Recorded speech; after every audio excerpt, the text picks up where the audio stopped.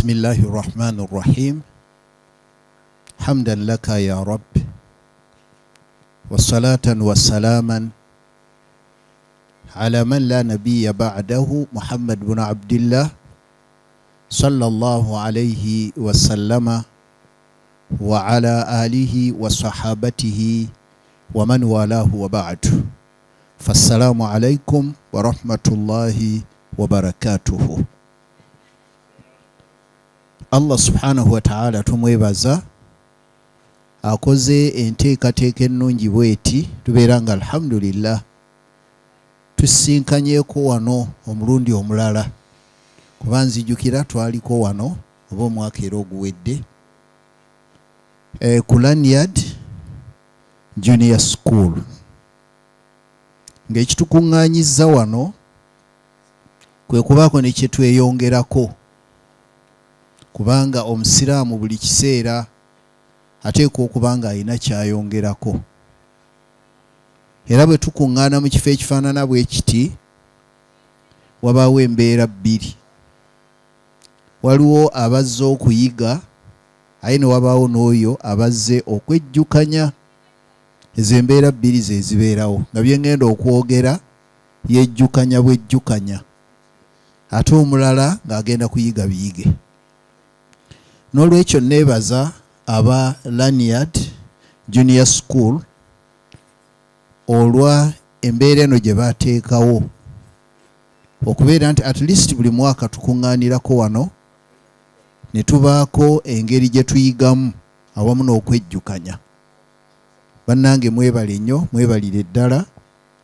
Nezzaako okwebaza abazadde baffe abalungi, bataata ne bamaama abasobodde okujja mu budde bawulire ku bigambo ebirungi oba oliawo ne bibayamba bwe baba bazzeeyo ate ne batambuza ensonga eyo Allah gye yabakwasa okuba nti bagiggusa bulungi. Tuli mu nsi muno nga Allah yatuteekamu naye ng'ate yatuteerawo be tulina okugunjula. Naye puroguramu eba etambula bweti buli muntu yenna asooka kulerwa ate oluvannyuma ate naye n'alera. Ekitegeeza ekigambo ky'okulera n'okulerwa ekyo tekisobola kuvaawo. Basooka ne bakulera naye kati abakuleza abo bateekwa okuba nga endera gye bakuleramu nnungi ng'era gw'ogenda be bagenda okufuuka ekyokulabirako ate ekinaakwongerayo bw'onootuusa ekiseera ky'okulera naawe olere ng'osinziira ku ndera gye baakuleramu. Era omusomo gwange gugenda kutambulira awo. Obuvunaanyizibwa bw'abazadde eri abaana ate era n'abaana engeri gye bateekwa okweyisaamu eri abazadde. Ekyo kye tugenda okutambulirako olwaleero. Nsooka okukuutira omwoyo guno ogwange n'egyammwe okuba nga tutya nnyo Mukama waffe oyo ow'ekitiibwa Allah. Oyo atalabika so nga ate wa kitiibwa nnyo ate nga ab'ebitiibwa baagala nnyo okulabika. Naye weebuuzanga n'ogamba lwaki ow'ekitiibwa ennyo yasalawo aleme kulabika ate nga ab'ebitiibwa bano abalala baagala nnyo okulabika? Wabeerewo enjawulo ku oyo ow'ekitiibwa ennyo ye nga talabika, bano abalala bo balabike n'ebitiibwa byabwe. Era Mukama waffe oyo Allah subhanahu wa ta'ala mwana wattu talina gwavuganya naye mu bwakatonda bwe, kyo nakyo olina okukimanya. Ate era teyenkanika. Okumanya teyenkanika, akola kyonna ky'aba ayagadde ate nga tagenda kuvunaanwa, ate nga mu kiseera kye kimu buli ky'aba akoze aba akikoze perfectly, nga gwe toyinza kuvaayo n'oga nti awo Allah yasobezza. Ye takola nsobi, tasobyangako, talisobya, era ne bw'oba oyagala asobye tasobola kukikola. kubanga okusobya kuli ku bitonde omutonzi tateekeddwa kusobya. Era oyo Allah subhanahu wa ta'ala wa waggulu nnyo. Olw'okuba wa waggulu nnyo tetulina ngeri gye tuyinza kumwepimamu, kubanga ye mutonzi akola gwa kutonda na kulabirira. Egyo emirimu gy'ebiri: mutonzi, mulabirizi. Alabirira ki? Ebitonde bye yatonda byonna. Ate ffe ebitonde n'atukwasa omulimu ogw'okubeera nti ffe tuzaala okusobola okuyingiwala. Mu Qur'ani ey'ekitiibwa mu ssuula ey'okuna eyitibwa An-Nisaa, awo kumpi nnyo aya esooka, Oweekitiibwa Allah yatulaga obukulu bwe, naye yakoowoola kumpi awo. Naye bwe yali akoowoola yakoowoola abantu bonna, so nga ate waliwo lwakoowoola abasiraamu oba abakkiriza oba abatali bakkiriza n'abakoowoola. Naye ku luno akoowoola abantu bonna. Era bwe yali akoowoola yagamba ti ya ayyuha nnaasu, abange mmwe abantu, abange mmwe abeerabize, ittaqu rabbakum, mutye ate nga mutya nnyo naye nga gwe mutya omulezi wammwe. Ekitegeeza ffenna yali alaga nti yatulera. Alladhi, oyo, khalakakum, eyabatonda mu abantu, min nafsin wahid, nga abajja mu mwoyo gumu, Adamu alayhi salaam. Allah yamujja mu ttaka ery'emiteeko esatu, erimyufu, eryeru n'eriddugavu, n'ajjamu omuntu ate nga musajja. Olaba kakati yoyo n'amusiimula ku mugongo n'amugjamu emyoyo egyaffe ffenna abaliwo kati, abaafa n'abakyajja. Ffenna yasiimula olusiimula lumu naga muwedde, naye nga muntu ogwo. Naye agamba nti wa khalaka minha, ate mwoyo Adamu oyo era Allah n'agenda mu maaso n'okutonda n'amugjamu zawjaha, gwanaabeera naye, naye nga ba different sex, pair, naye nga bateekwa kubeera nga ba sex ez'enjawulo. Agamba nti wabatha minhuma, ate n'afukumula ng'ajjamu abo ababiri aba different sex, ono musajja ono mukazi. Wabatha minhuma, n'afukumula ng'ajja mu abo ababiri, Adamu ne Hawaa, rijalan kathiran wa nisaa, abasajja nga bangi baabo n'abakyala nga bangi baabo. Bano bakyajja baliyo abakyajja. Kulaba Allah bw'atulaga, mbadde nkulaga katundu kaffe tiye mutonzi ogw'okutonda gugwe n'okulabirira kukwe. Kati wano kyenkola nkyasika abasomi, kuba omusomi tebamugwako bugwi bwe bati, n'omugwira n'otandika kumusomesa kyewaleesa. Osooka kumusika n'asembera, n'olyoka omuwa ne bw'omuwa akatono, naye nga ebirowoozo yabikuwadde. Era kyendiko kati njogera ku Mukama waffe Oweekitiibwa Allah.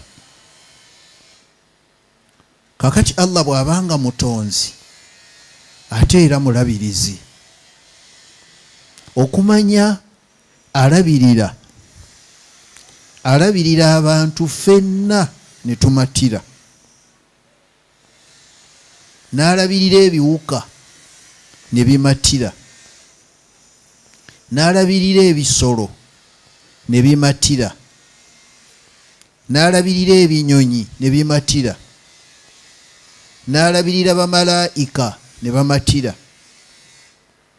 n'alabirira ebyennyanja ne bimatira, n'alabirira amageege amajinni ne gamatira, shayatin ne zimatira, ebirime ebyo nabyo yabirabirira ne bimatira. Buli kimu nkikonyeeko oba yongerayo olabe ebitonde. Naye nga bw'aba atulabirira tagamba nti kansooka abantu enna abamaliriza zizeeko ebiwuka, zizeeko ebinyonyi, zizeeko ebisolo. Nedda ffenna atulabirira omulundi gumu. Lwaki? Kubanga ye yasooka kuteekateeka ebinaatulabirira ng'amanyi abantu bagenda okufulumya, n'ateekateeka ebinaatulabirira n'abigabanyaamu nga bwe tunaabifuna. Ne wayitawo emyaka 500 years n'alyoka atandika okutonda abanaakozesa ebyo bye yateekateeka edda. Tali nga ffe nti gw'omala kuzaala n'otandika okuteekateeka. Naye ye yateekateeka nga tannatutonda, n'agabanyaamu kuba yali amanyi bagenda okutonda. Kati kyendiko tiyakola gwa kutonda na kulabirira ogw'okuzaala gwaffe. Ffe tulina okuzaala. Abasajja Abakuraishi kangatteko n'abalala Al-Yahud abagoberezi ba Nabbi Musa oba aba 7th day bagenda eri Nabbi Muhammadin sallallahu alaihi wasallam ne bamugamba nti sif lana rabbaka, sooka otutendere ku mulezi w'oyo Allah, kuba omwogerako buli kiseera naye. Sif lana rabbaka, mututendere tulabe. Kye baagala kyekiriwa? Baagala kumanya nasabu, olulyo olwa Allah subhanahu wa ta'ala. Allah kye yakola nassa essuula eyo ng'eyina aya 4 eyitibwa suratul Ikhlas oba kul huwa Allahu. Allah n'agissa n'agamba nti otyo balyose ne bakibuuza, kirabika babadde tebategeera nga kyendi. Qul, bagambe huwa Allahu ahad, oyo bulijjo gwe mba nnyonnyolako Allah ali omu. Allahu samad, buli alina kyonna ky'ayagala kiggwe mirembe ng'ayagala kukifuna akitunuulize Allah, yakisobola. Lwaki?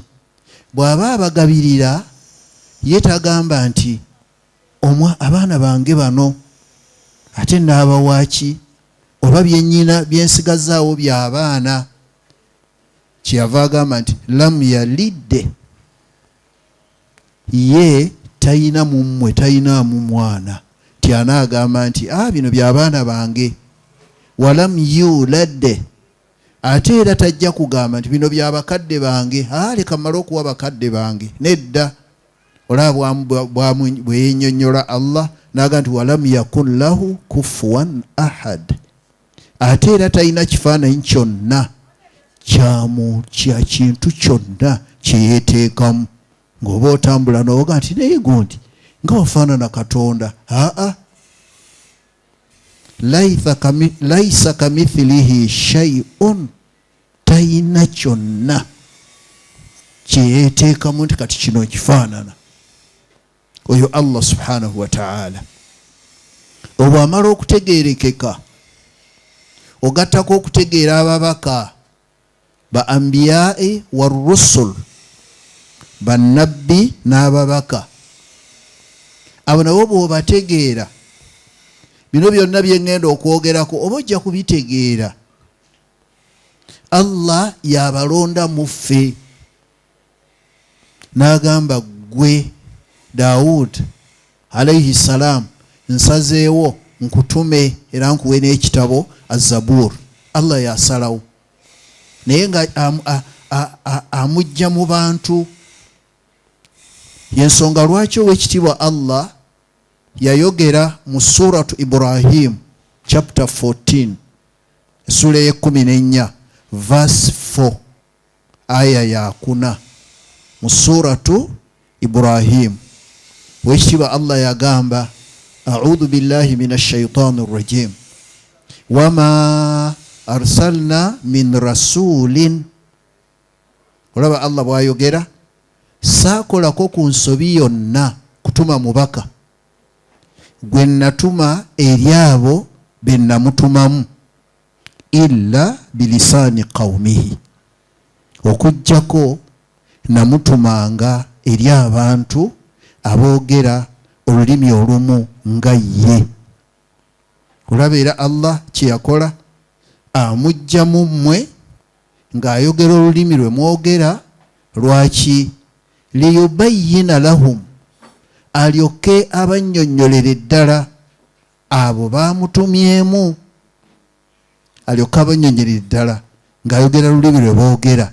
Kati n'oluvannyuma Allah alyoke akola ogugwe atunulire abaagala okubula. Agambye nti anti oyagala kubula kankuteremu obwangu bula.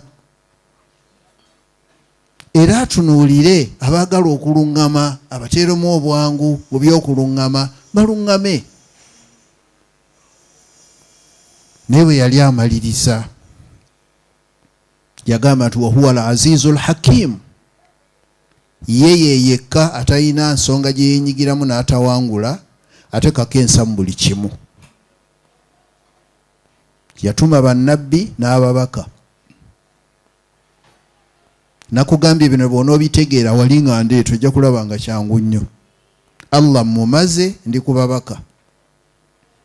Mu bantu bonna Allah be yatonda, ffe be tutamanyi muwendo, yajjamu kasookedde nga atuma, yajjamu ba ambiya kuba ly'erinnya eribagatta, najjamu ba ambiya emitwalo 12 120,000 emitwalo 12 be yalonda n'abajja mufe abantu baggwayo. Kati wano ku mwaliiro gw'ensi tekuli asobola kubeera nnabbi, n'ebisaanyizo teri asobola kubifuna. Akati bw'amala okubajjayo emitwalo 12 n'asunsula mu abo only 313 313 n'agamba nti kati mmwe mugenda kubeera bannabbi ate ababaka, n'abalinyisaako ku ddaala. Ebyo byonna Allah yabikola abantu bano baleme kwekwasa nti tetwamanya. Gwe imagine emitwalo 12 egy'abannabbi gyonna gyajja mu nsi muno, bonna ne bannyonnyola omuntu agenda kwekwasa ki? Ekitegeeza Allah ogugwe yagukola, tatonda n'atalabirira. Kyokka abo baatonze, awo wenjagala, abo bamaze okutonda abalondamu bannaabwe ne babannyonnyola enkola ya Allah. Kakati Mukama waffe agamba bw'ati, era njagala obbakakasa mmwe abakedde nti Allah subhanahu wa ta'ala buli nabbi gwe yatumanga yamugambanga ti bino by'oba osoosa. N'agenda eri abantu n'abagamba ti ya qawm, abange bantu mmwe, i'budu llaha, musinze Allah, ma lakum min ilahin ghayru, temuyinaayo musinzibwa mulala atali oyo Allah. Nga buli nabbi akyogera, bonna emitwalo 12. Ya qawm, abange bantu mmwe, i'budu llaha, mbawaga bwereere musinze Allah, ma lakum min ilahin ghayru, temuyinaayo musinzibwa mulala atali oyo, naye ng'ate tebamulaba. ng'ayina okunnyonnyola ennyo tusale n'atuuka okutegeera Allah. Era naffe bwe tufaanana bw'otegeera Allah ye first step. Ne bannabbi n'obategeera khalas buli kimu wano kijja kwanguyira. Kati ebyo byonna mmaze babikkulira. Kaakati olugendo luno lwe tuliko mu nsi ne bw'olaba tusinza nga tuyina ne bye tuteekwa okukola era nga bitukakatako. Kati nalwate kankulage nti Adamu namba 1, Hawaa namba 2, abaana baabwe bwe muteeko namba 3. Kakati awo ne tutambula. Naye buli abajja Adamu ne Hawa basomesa abaana baabwe nga babannyonnyola ensi eno gye tuzzeemu ffe twaliko eyo, nga bakibategeeza ti abange tuli wano naye katubanyumize.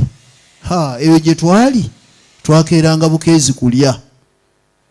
Adamu yalaganga eno ali mu jjana n'alya n'akoyera eyo. Hawa n'atambula n'adda eno n'alya naye n'akoowa, nga gwe mulimu gwokka gwe bayina. Mu jjana temwali kusaala. Era Allah yabagamba kukola kintu eki kimu, ya Adam iskun anta wa zawjuka aljanna. Owange gwe Adam wali genda obeere n'oyo munno gwe nakugjeemu muyingire mu jjana. N'agamba nti wakula, concentration mugiteeke ku kulya. Minha mugenda kubijja omwo nabiteeka mudda ragadan haithu shi'tuma. Buli kaseera mwe mwembiririke mnaaba mwagadde. Kakati abo nabo balaba eyo basooka ku ebyo bwe bajja ku nsi balina okutegeeza abaana byali bitya. Era ffe tukakasa nti abaana ba Adamu bategeera nnyo ebifa mu jjana, kubanga bano baaliyo physically. Bano abaana ne babitegeera, naye nga Allah bwe yatonda abantu beetaaga kubaddiŋŋana. Era nabo ate mwana wattu baabyerabira ku lw'okubanga ensi eno bwe tugijjako erimu bingi ebitubuzaabuza. Genda okumaliriza nga bye bakugambye obyerabidde. Kibava batusaba obutazikiza. Always abaana okubeera nga tubakuutira bukuutizi buli kiseera. Si kugamba nti kakati bategedde nga naawe era bw'oli ti buli kiseera weetaaga kubeera nga bakujjukiza. Kati omutendera ogwo bw'ogulaba Adamu nga bazaala, kati ate n'abaana abaabwe Allah n'abateerawo enkola. N'agamba nti gwe Qaabil ojja kuwasa, tojja kuwasa ono gwe wazaalibwa naye ayitibwa Kulayima. Wabula ate kati gwe ojja kuwasa oli azaalibwa ne Haabil gwe bayita Layiwaadha. Bagenda bati ono ava eno n'afuna oli, n'ono afuna ono. Era bwe kyatambula naye omwana omu n'akiwakanya Qaabil. Era bye yakola ebibeera nga Allah yatuteerawo obusajja n'obukazi obw'omutawaana ennyo obuyitibwa Yaajuuju ne Maajuuju. Akati abo nabo ne bavaawo. Allah n'ajja nga aleeta generations.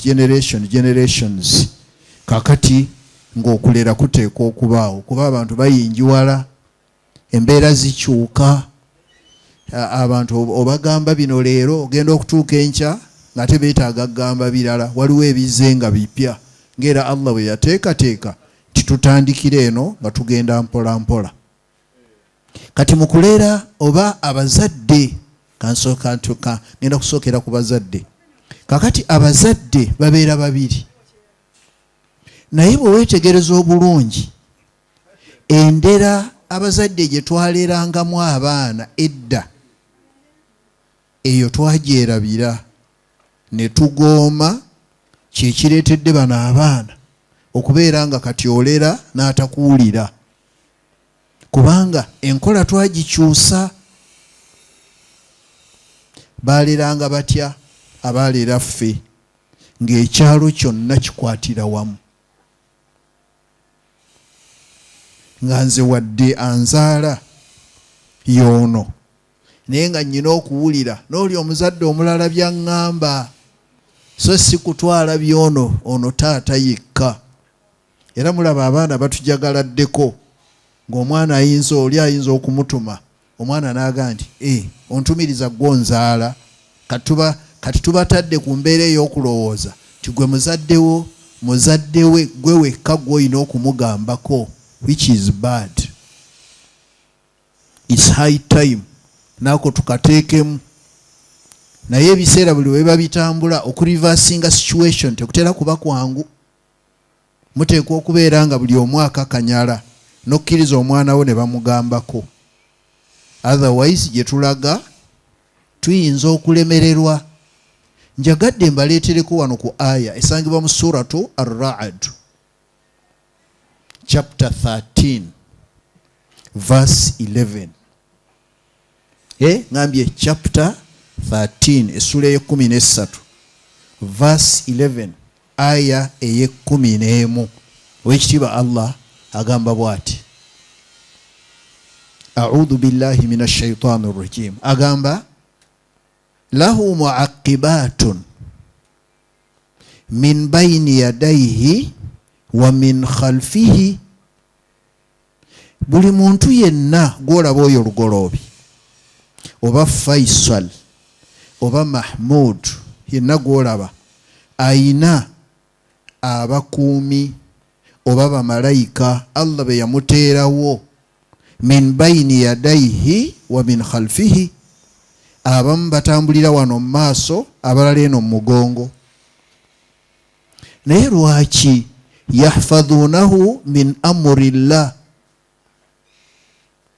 Olugendo lwabwe lwonna balutambuza nga bakuuma ono, gwe Faisal, gwe Bilal, gwe Hashim, nga bakukuuma ebiragiro bya Allah kuggwe bituukirire.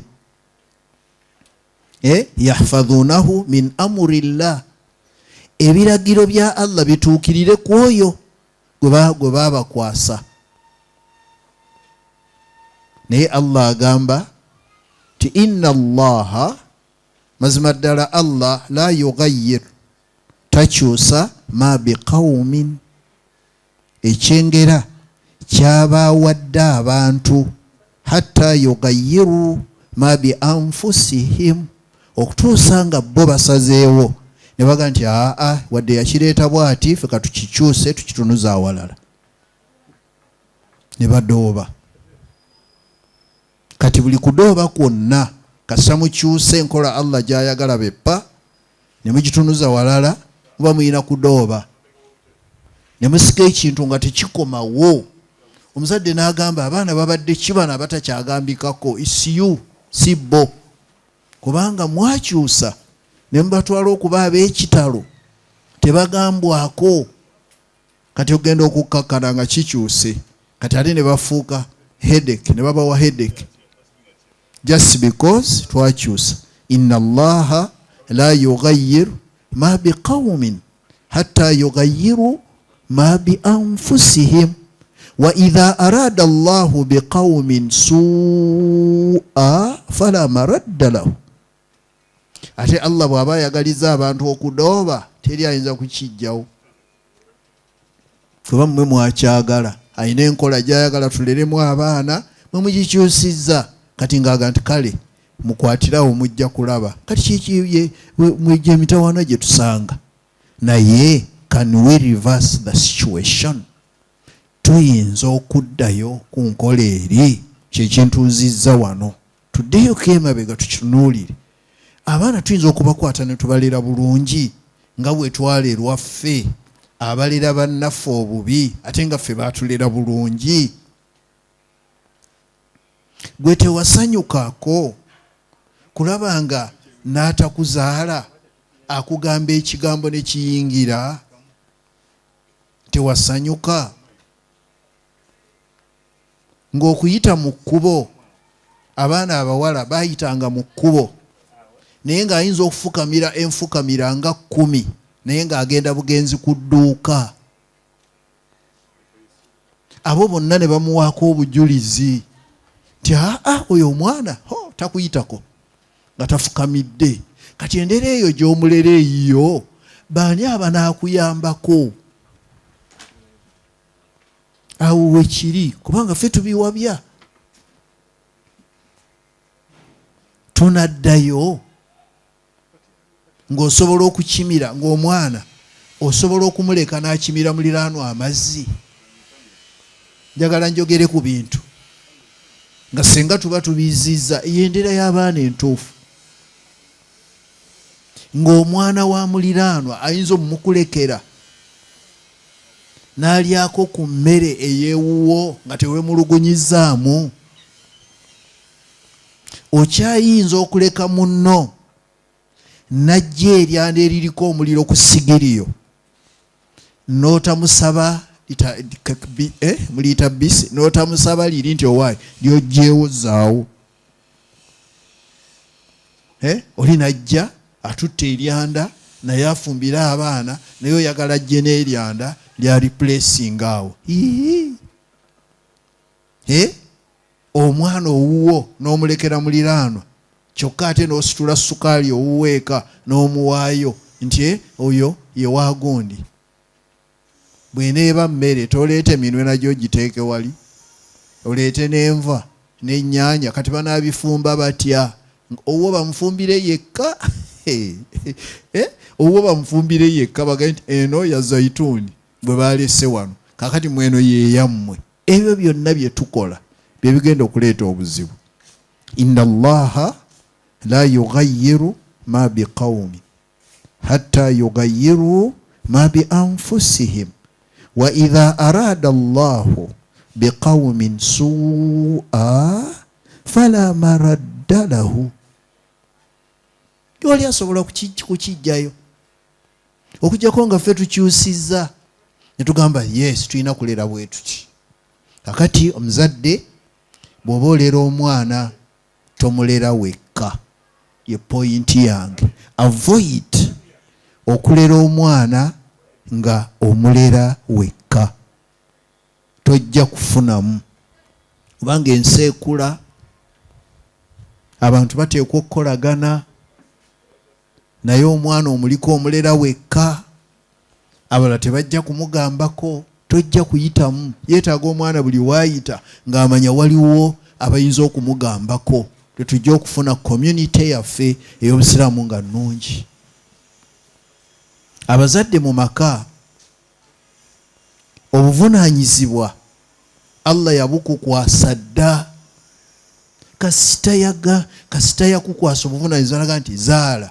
Toyinza kubeera ng'ozaala omwana n'otamulabirira. Kisoboka ekyo kiri ogundi nga omukyala bw'akimanyi ti the moment bwe mmala okumusosootola alina okuyonka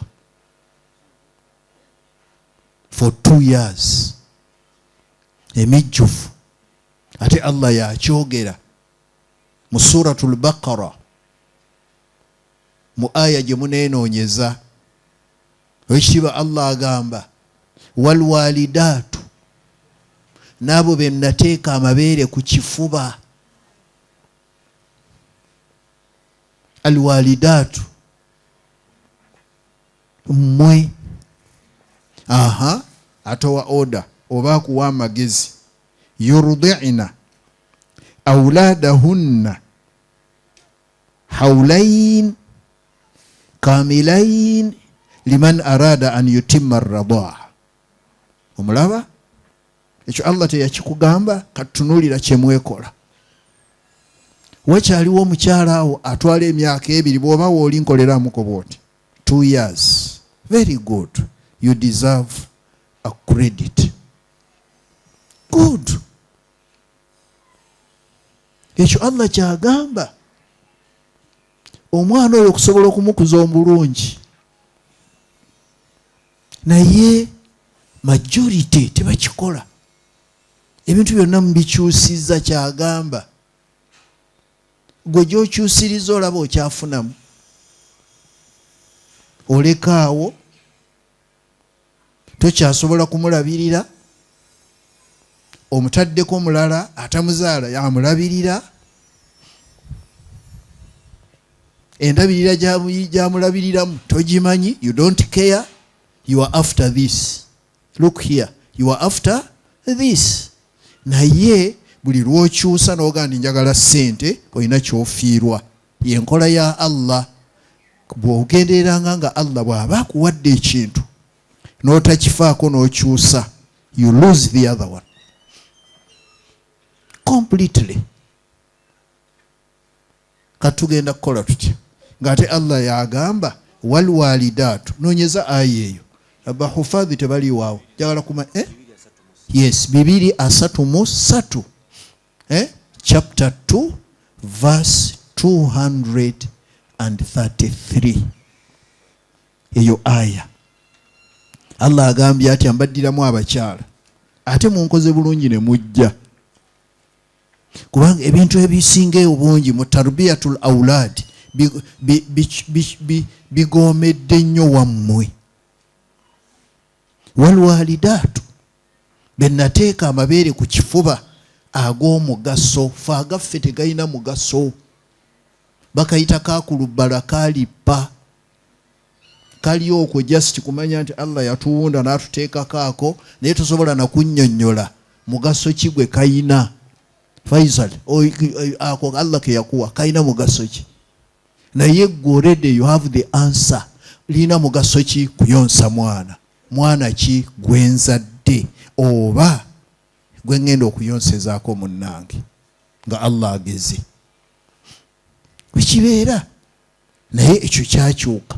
Walwalidaatu nabo be nateeka amabeere ku kifuba ag'omugaso, yurdi'na awladahun, bateeka concentration mu kuyonsa abaana abo be baba bazadde, hawlain, emyaka 2 kamilain, nga jijjudde agenda abala, liman arada an yutimma radaa, eri oyo abayagadde abagenderedde okujjuza okuyonsa okugenda okugasa omwana oyo amuvuddemu. Gwe toyagala mwana oyo akuvuddemu naye abeerenga ggwe. Lwaki omukwasa omulala n'otamutraininga ggwe kennyini okuyonsa? Allah ne bamulaba yakikola naga nti omukyala ayonse, kubanga Allah ayagala gwayonsa omwana akutegeere. Kyova olaba abaana bwe muba mubayonsa akutunuulira n'okutunuulira, ogenda okulaba nkagira kati kanoonya kamanye ani ono, naye kaakati bwe kanaamanya oli, bwe kanaamanya oli era nakakoppa embeera ze, ogenda kudda wa? So nga gwe olina okutraininga, kubanga ye omwami bamugamba bwe bati ikhtiyar azawja as-saliha. Ye omusajja bamugamba okukola choice ey'omukyala nga mulongoofu. Kakati nkuleese, you are here, oli mulongoofu, naye buli kimu kyonna okikyusizza, ayagala kukola birala. Kiki ky'osuubira ekigenda okubeerawo? Nga nze gwe nalonda naye nga nti ono omulongoofu wange ono gwe ngenda okuzaalamu abaana. Era ne nabbi n'atugamba sallallahu alaihi wasallama, takhayyaru linutfikum, mugenda kusiga naye mukole choice ennungi eyawwe mugenda okusiga. Fa innal irqa dassas, kubanga omusaayi kulondoola. Njagala omwana alondoole ggwe, not the other one. Nfune kye nagamba ng'omwana alondoola ggwe, manye nti bw'anaaba agoomye gwe omugomeza, naye kati tuli ku gwe tomanyi nange simanyi. Kakati tunaamunenya tutya? Awo wali problem. Olaba ebya kati maama taskiyo mu maka gw'olina okuzaala, ne bw'oba oyagala otyo omusajja tasobola kuzaala, bingi nti gw'ozaala era Allah n'akuwa obusobozi bwonna obw'okulera omwana oyo. Mu ebyo bye yakuwa n'akuwa ekitone ekinene ennyo kye mutamanyi, patience.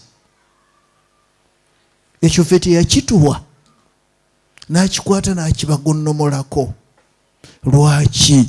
Kubanga olugendo lw'ogenda okuyitamu lwetaagisa patience. Mwe mutunuulire engeri gye mutawaana n'abaana. Lwakuba kati mugamba sikyatawaana nnyo, naye olutawaana olwo lwonna lw'otawaana ojja kubeera rewarded. Era batuuka n'okutugamba ffe abasajja ti abakyalayo mwandibawaddeyo ku kalabo ng'azadde. Ni kati banaakakuwa batya nga naawe obijabudde okolako kino n'okireka.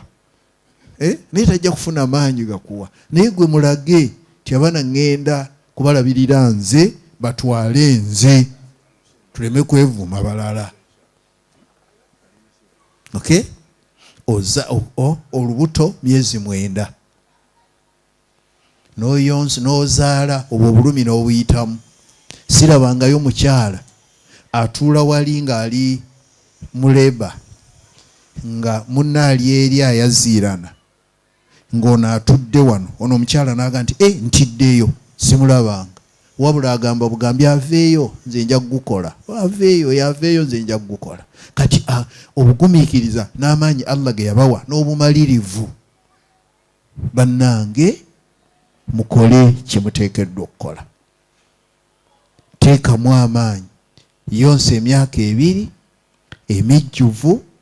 Ate omumanyi omu yagamba, abakyala mutunule eno, omumanyi omu yaboogerako n'agamba nti oba nkiyite ntya, kanteeke wano olugalo mujja kutegeera. Omwana kabuli kasika bw'ati awo mutegedde, ako kayonka nga batonyeza, nekye batonyeza tokimanyi nga batonyeza. Ogenda okumalako emyaka 2 oba oyina mpeera zenkanawa, ate nga bakuwadde n'ez'okusitula olubuto, bakuwadde n'ez'okuyonsa, bakuwadde n'ez'okulumirwa, n'okalaba nkagenda ku sigiri, gwolowooza nti temuli liwaadi gye kagenda ku sigiri n'okakwata nga nti obuvunaanyizibwa bwa bukozi. Allah n'atonyeza. Gwe ebyo byonna lwaki oyagala obbiruuzinga? Kati bwe tukyusa nga Allah akyusa kudooba.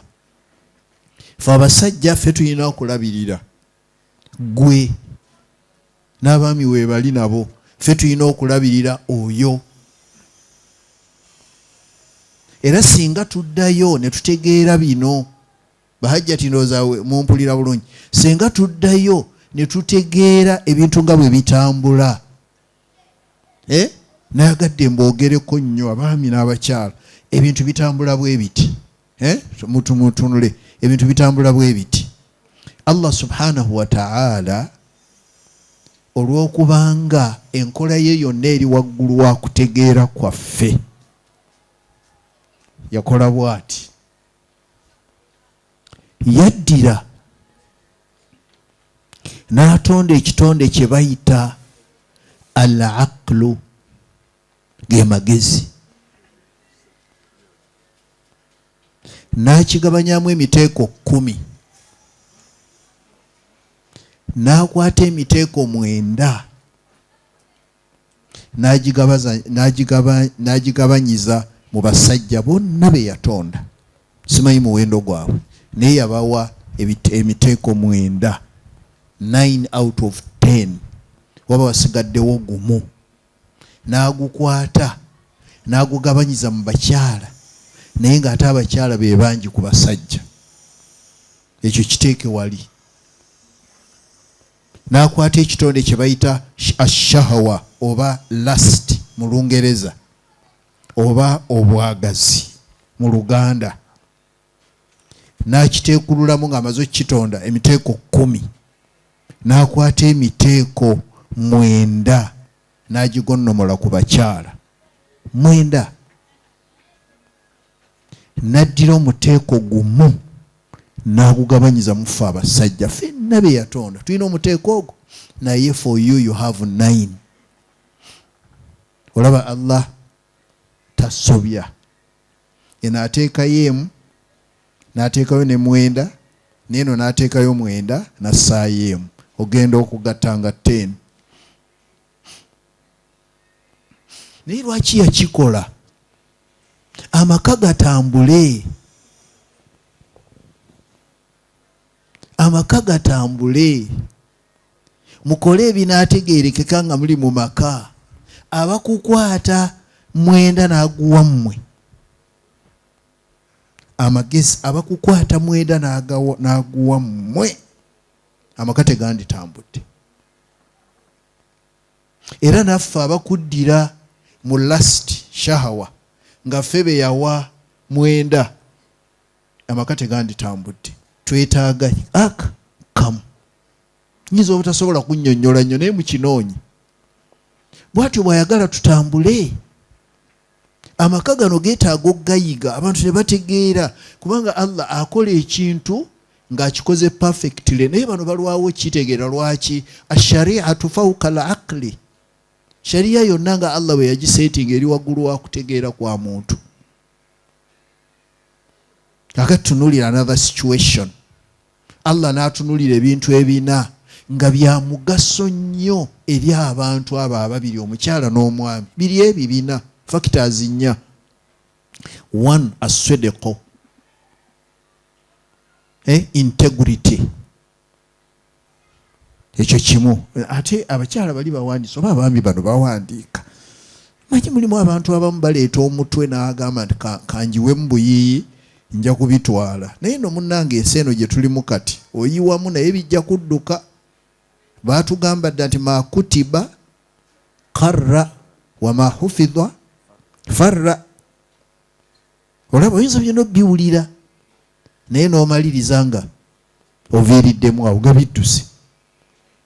Kakati ebintu biri bina. 1 as-sidqu, amazima, integrity oba obwesimbu bwe tuba tugassa awamu. That's 1. 2 al-amana, obwesigwa, trustworthy. That's 2. Ekyokusatu obuntu bulamu, atawadhu oba humility. Ebyo bisatu. Ekyokuna as-sabru, obugumiikiriza, patience. Those 4. Are we together? Allah n'abikwata nga agenderedde. Bano n'atuwaako 2 nabali n'abawaako 2. Tuyina 2 byaffe nammwe muyina 2 ebyammwe. Era ayagala ki? Amaka gano gatambule lwe musobola okubeera obulungi nga tewali ajja kwewaana nti am complete. Buli omu ayina by'atayina. Naye bwe tuba tusomesa tugamba nti majority. Kakati ngenda kuba bibatemera. Bwe munaddayo mwe mwennyini mwepime. Ekisooka nagambye eki? As-sidqu, integrity. Integrity, amazima, obwesimbu. Ekyo bajja tumutunule eno. Ekyo eyewammwe chwe tikiriyo. Is here. Singa bano beegendereza. Naye bwe beeteeka mu birala ne bakiruuzinga. Temufaayo nammwe mulina. Kakati all men baba balungi nnyo mu integrity. That is we baba bafuddeyo.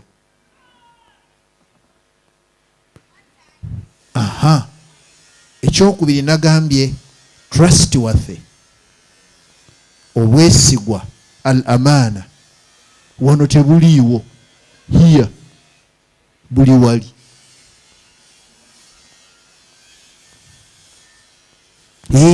Mu family n'abo abaana okubalira ebyo Katonda bye yakola byonna bye tulina okutunuulira. Lwaki yantonda nga siina mazima?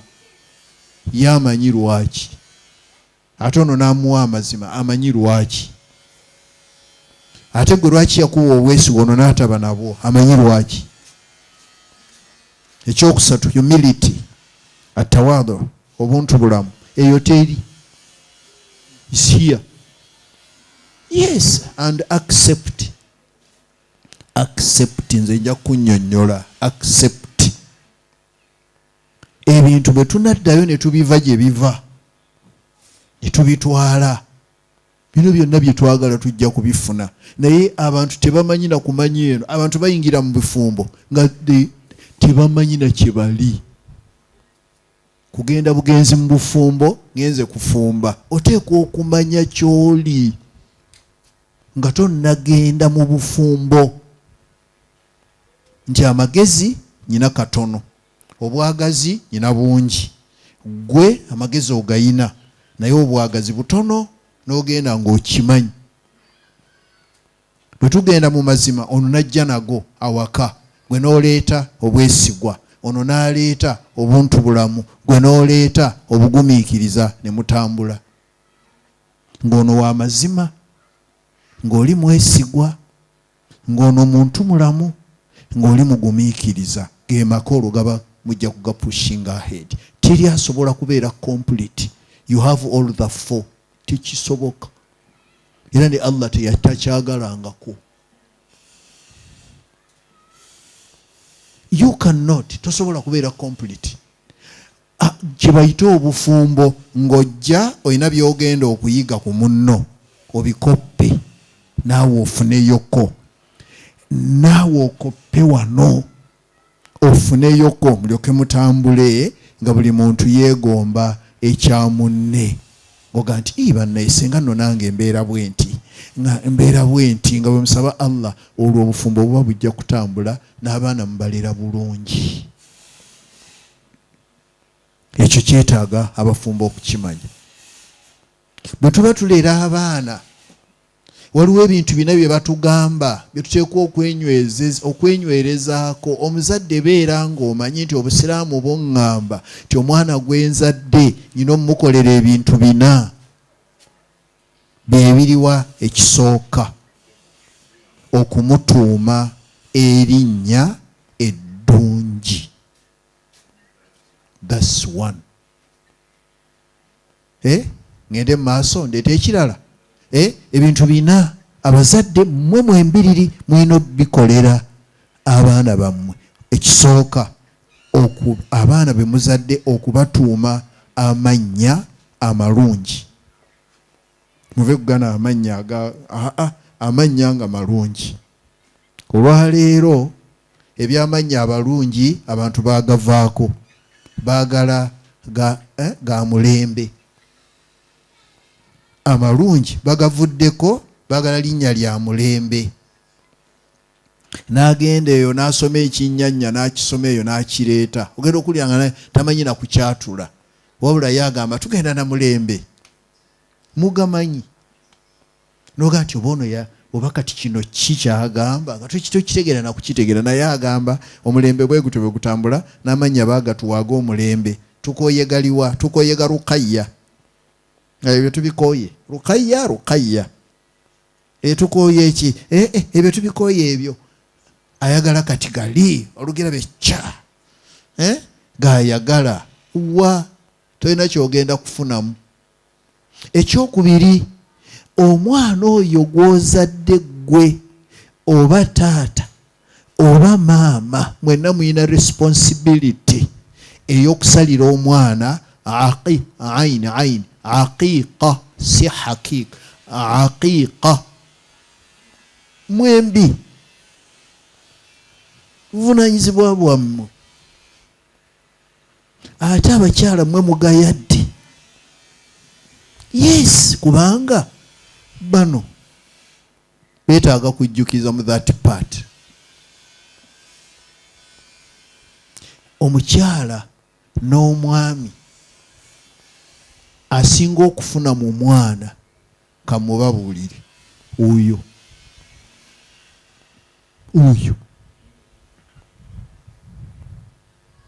mujjukize ono ti owange. Kati kyova olaba ebintu bituvudde mu ngalo. Nabbi agamba sallallahu alaihi wasallama ti buli yenna azaalibwa, buli mwana azaalibwa, abazadde mukimanyi, buli mwana azaalibwa ateekebwayo omusingo ogwa ekyo kyosala. Musingo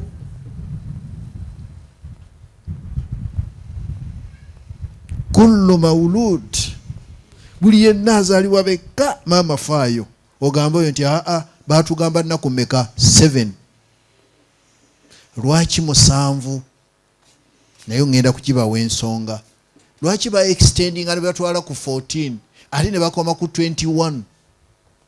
Wali otuta omutawaana okukitegeera ng'atugamba 7 bw'oba tosobodde genda ya another 7 days, bw'oba togize yongerayo 7, bwe bibanga biganye ogenda kugerengetanya.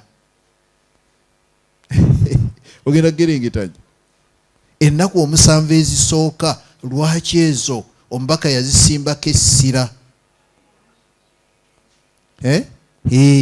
Ku lunaku lwaweza ennaku 7, it means tinaawe amuzadde obala. Bwe ziwera 7 gwejjukiza ono omugee nti waayi kakamada kano 7 guweza olwaleero. Bw'aba mulenzi musale embuzi 2, bw'aba muwala 1. Okay? Nga mukiteekako amaanyi. Naye kassa kinaatulema kuba kati ndaba abantu beesuliddeyo gwa naggamba, bakirekera ddala ne kigenda. Abamu oyinza n'omubuuza mwali musaliddeyo ku mwana ku aqiiqa nagani obusobozi tetunnabufuna, naye nga birth party zitinta buli kiseera. Buli kiseera ogenda okulaba nti tugenda kugira mwana awezeza emyaka emeka? Myaka 3 ne bagikola. Naye kiri ekya aqiiqa ne sente z'ospending awo gwegenda okibalemu kikola olyokodde mubiri. Lwaki ennaku 7? Ennaku 7 omwana lwazibula. Tunula eno omwana mwe mubazaala naye you don't know. At 7 days ng'omwana ajja omuzadde azibula. Okuzibula tekitegeeza kulaba, kuba kuzibula bwati tukatandika okutemereza katemereza. Awo weebaze Allah, awo naawe okiraba. Oyo akatandisa okutemereza bwekati kabadde bateekeyo naye nakatandika okutemereza naku 7. Lwaki yagamba 14 ne katunula naye nga tekalaba, tekanatambuza munye. Naku 14 ne katunula bwekati naye nga tekatambuza munye. Nako kalina bye kalaba naye ng'emmunye tezinnatambula. At 21 genda weetegereze nga nako katandika okulaba. Ne bw'oyisaawo ekintu nga kakigobeka waayagala. Allah mwebaze. Naku 21. Some of you have money, naye ekyo bakyerabira tebakifiirako naddala. N'omukyala tagize n'omwami omulaba abalaata bo balasa naga nti waaye akiika neekyannemye okufunzaayo olunaku beere nga ngisala. Kati mpezeza abaana nga 10 bonna beesaaga kubasalira akiika. Kakati naakuganya n'abalenzi 5 n'abawala 5, ye yennyini n'akubalira embuzi naga nti ezo 15. Kakati bw'amala ozzibala nagamba seeka nti kisoboka okutandika okusalako emu. Omulaba gy'alaga obikuŋŋaanya tojja kubisobola. Ekijja kijjeewo. Enviiri ezibeera ku mwana bukyafu. Enviiri ezibeera ku mwana era kyova olaba aqiiqa kyo mu lulimi oluwarabu sha'arun ala almawlud hina wiladatihi. Zenviiri ezibeera ku mwana mu kiseera wazaalibwa. Waweza 7 zimweko omulenzi, omuwala don't. Ate ojja kuŋŋamba kati ate lwaki bwe bityo bwe biri. Enviiri ze ziraga beauty ey'abakyala. Omukyala bw'asalako bw'amwako enviiri n'omusajja n'amwako enviiri n'obayibiriza awo olaba. Bwatyo Allah bwe yakikola. Ezammwe kutawulako katono, zino kumwebwako totale. Kati olwo tuleera omwana. Ekyokusatu omwana okumusomesa. Naye eri bwe tuba tukyogera tugamba okumuyigiriza kalimatu la ilaha illa Allah. Teri mulala yenna asinzibwa mu ebyo ebisinzibwa ng'asinzibwa mu butuufu okuggyako Allah, ng'ekyo omwana okimuhatha, okimuddiŋŋana n'akula ng'amanyi nti asinzibwa ye Allah, naye ng'ate abazadde mmwe mwennyini mwe mukimulaga, asobola okyatula ate era alaba kyemutambuliramu. Abazadde muba babi nnyo nnyo okugenda okulera abaana ng'ate mmwe mubalerera mu mbeera yakubalaga nti nti waliwo na bino ebiyinza okutuyambako. Kiba kibi. Ebyo bisatu. Ekyokuna nga kyekisembayo, obuvunaanyizibwa tuddemu tubukwate. Bwagala kutoloka, naye butoloka lwaki? Kuba si ffe tulera. Gekasukira eyo n'omwana n'atabuka ng'ekiseera kituuse ekyokufumbirwa, omwana nno muwala n'aga nti awe talina kye yakola, nze omukolo katuguteeka eri. Kati omwana ayagala mulala yaba amufumbiza. It's you. Omuzadde gw'oteekwa okuwasiza, Musiraamu mutunuleeko eno omusajja gw'oteekeddwa okuwasiza mutabani wo omukyala. Obwe Busiraamu.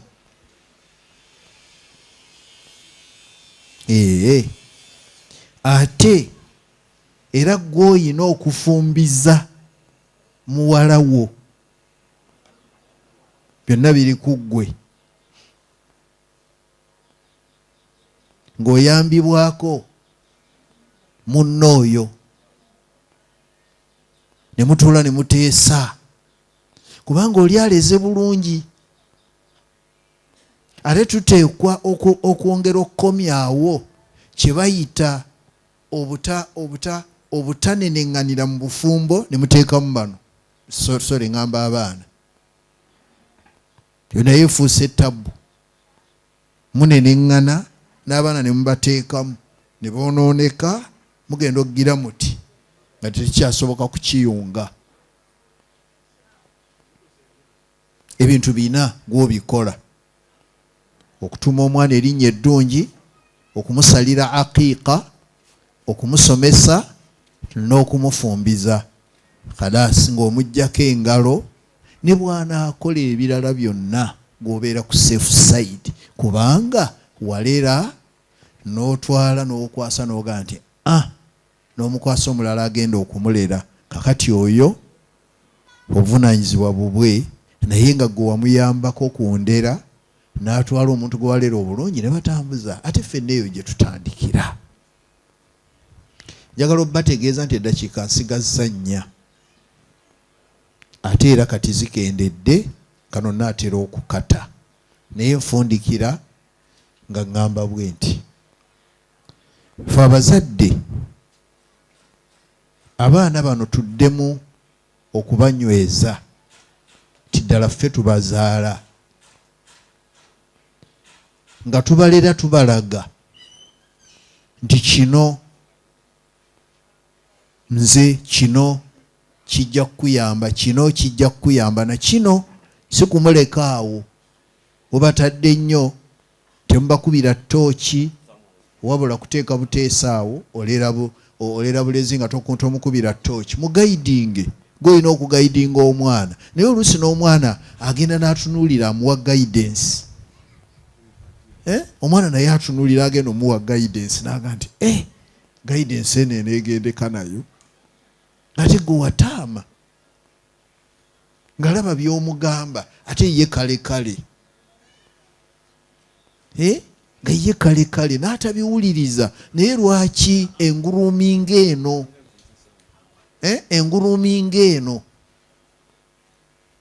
Kati nga mmaliriza, seeka ajje, njagala mbawaayo hadithi okumanya Allah yatwagaliza mu maka tubeere bulungi. Laba nabbi bw'ayogera n'agamba nti muru awladakum bis-sala wa hum abna'u 7 sinina. Muru kitegeeza kulagira, mulagire. Naye tosobola kulagira gw'otasomesezza. You cannot. Emyaka 7 kati wano ne bwe mbikugamba n'oddayo eka n'ogamba bagambye nabbi yagamba tulagira abaana okusaala ng'omwana we alina emyaka 7 naye nga tewamusomesa. Kati ekyo gwe sooka okireke, togenda n'oka ojja kambuwala okube, kubanga kyogenda omugamba tewakimuyigiriza. Baali batugamba kuva eno ng'omwana ajja omulaga nti omuntu asaala n'omuyigiriza esswala at the age of 7 n'omugamba nti kati saala, ng'asobola okuteeka mu nkola ekyo kye wamuyigiriza, not kuva eno n'okomandinga. Olaba, wadribuhum alaiha, ate jjayo akaswanyu omusabulemu olw'esswala bw'aba tasaala. Naye ddi idha balagu, bwe bamala okuweza 10 sinina, emyaka 10. Olaba,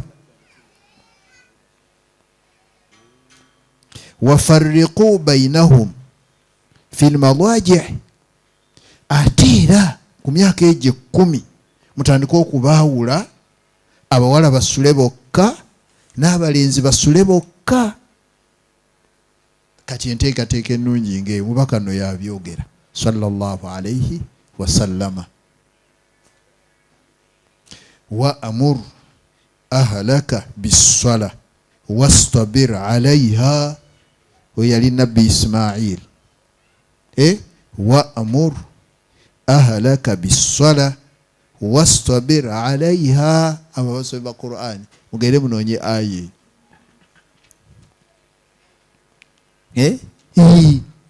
Ebyo byonna byaffe. Kano akaseera ke tujja wano mukatwazika, barakallahu fikum, naye mukatwale nga kakulu nnyo, era sirowooza nti kati nze ne bwe nsimbula ne ngenda gw'oyinza okunyumiza abantu nti waviiriddemu awo. Really? Tosobola, kubanga olina by'otegedde ate bw'ogenda n'obiteeka mu nkola ojja kuba owonye. Kanolwekyo twekwate ku bigambo. Ebigambo bya Allah biwooma, n'ebyomubaka biwooma, kubanga ono yagamba nti wama yantiqu anil hawa. Oyo mutunuulire tayogera nga ajja kukwagala ku in huwa illa wahyun yuha. Kati kyakugamba you take it.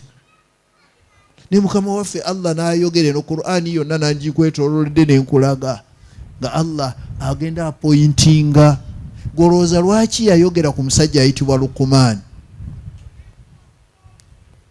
Allah n'atuuka okwogera ku muntu oyo mu Qur'an. wa idh qala Luqman libnihi, omusajja yaliyo nga bamuyita Luqman, yagamba mutabani we alina kyakugamba. Genda nawe osomewo mu suratul Luqman, osomewo olabe lwaki Allah ayogera ku muntu oyo. Allah buli lwayogera ku muntu oyo, omuntu oyo naye aba ayitiridde. Allah n'amunokolayo naga nti omusajja yabuulirira omwana. Naye ffe abaana tubuza babuze, tubabuulirire bakomewo ku mulamwa. Don't accept. Omwana muleete ate nga bukyali. Bano ba myaka 15 oyagala ogira oti aba atandise okuba obufaananyi ng'abwolezaawo,